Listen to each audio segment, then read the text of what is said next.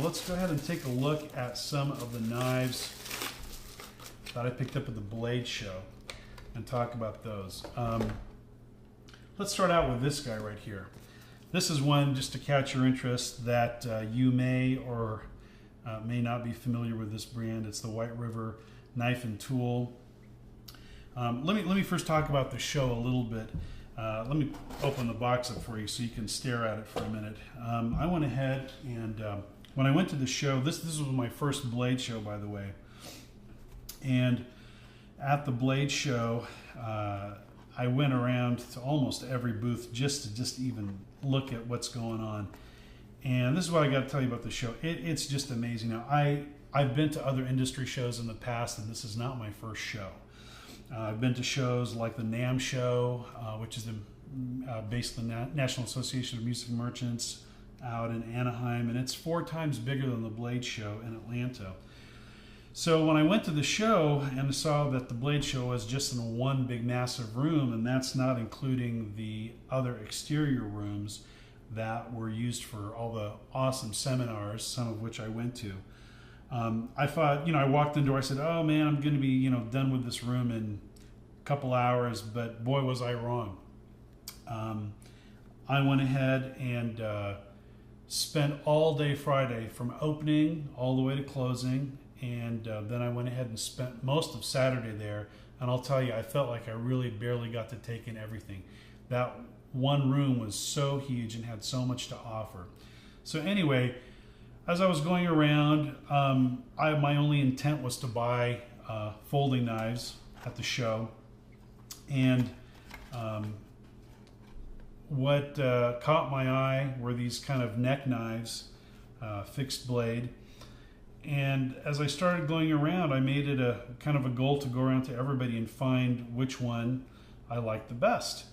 And this company caught my eye, the White River, because what I liked about their thing, of course, was the nice balance between price and quality. What I was looking for, again, was a deep finger choil here, because, again, I just want to, for a knife like this, I want to feel like I can put my hand in it and just not have it go anywhere in case I need to do any tactical stuff or whatever. And the jimping on this is very minimal, kind of sucks. But I wouldn't say sucks, it's just minimal. It's there, you can feel it. And so as I went around to different knife makers, of course, there were a ton of people at the knife show that had knives like these. But as far as the size of the knife, the depth of the finger choil, and I'm assuming that's the proper terminology for this, even though I've seen a choil, or people calling it choil, further up near the blade. For the depth of it and for the price and quality of the knife, I felt this was my best thing. I didn't go to the show with $1,000 or anything, but this is S30V steel, and it came with a Kydex sheath. And let's go ahead and put that in there for you, and it's very secure and comes out nice and easy. So I went ahead and got this guy, because for the quality of steel, the shape of the choil, and the blade and everything, it was just ideal. So enough said about that. Yakety yak. Sorry again if I'm droning on and on. Let's look at the next knife I got. I've been wanting to get a Benchmade, and I said, well, let's go ahead and find one that's a little unique. I've been wanting to either get the Spyderco Salt or the Benchmade equivalent of the Salt, which means that it's a blade that has the corrosion resistant metal. Now, some people call it waterproof, both with the Salt and this. I don't necessarily like to use the word waterproof, because again, here's the spine on that knife, because although it might be waterproof, it may not be 100%. It's just more corrosion resistant, and that's the terminology that is found in the literature of these knives. So this is basically the Benchmade full-size Griptilian, and what was so cool is at the show, I don't know if you can make it out, but at the show, if you bought a knife from them, actually if you bought Griptilian, any Benchmade at the show from any retailer, you got free engraving, laser engraving at the show at the Benchmade booth. So I went ahead and dropped it off at their place and had them laser engrave a couple things for me. And because there was a long line for the laser engraving, I wasn't there while they did it, and I wanted to get the logo here a little bit. This is actually a bass clef, and I'm a musician, I'm a bass player, so I wanted to have that put on there. They felt it should have been bigger, and I wanted it bigger, but I wasn't there to tell them no, make it bigger, so that was totally my fault. But hey, I'm not going to complain because I got it for free, and it's cool, and it's a nice reminder. And on the back side of the knife, I got my name put on there. But anyway, this has been a great knife. It's got the axis lock. Again, I don't need to get into all the details with you guys. It's been a fun EDC for me to carry around. And some of these knives, again, I've been trying to EDC these for at least, I think, maybe a week or even up to a few days a piece because I got so many.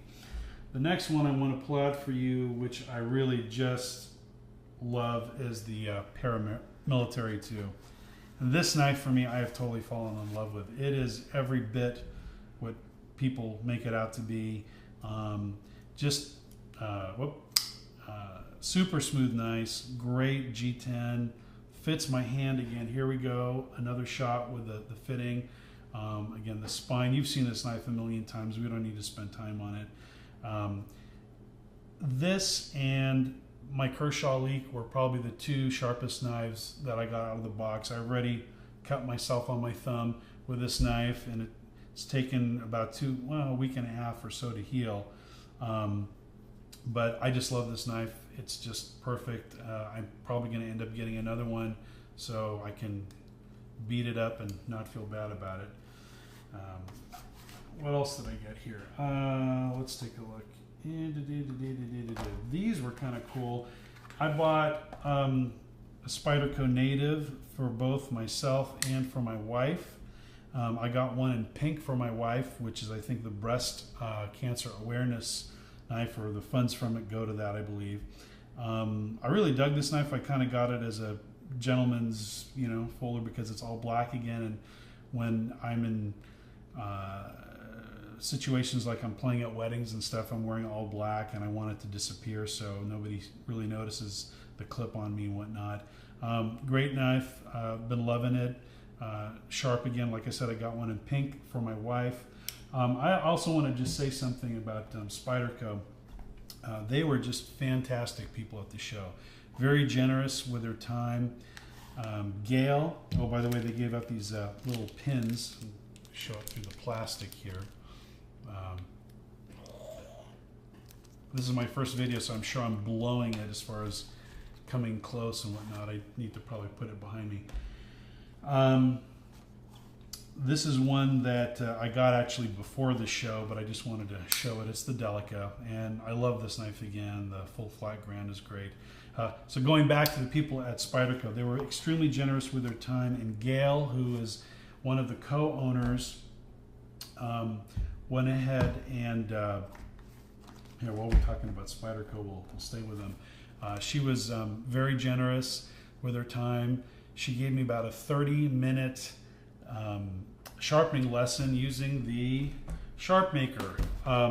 Great saleswoman, but she was very kind, and she taught me how to use this thing.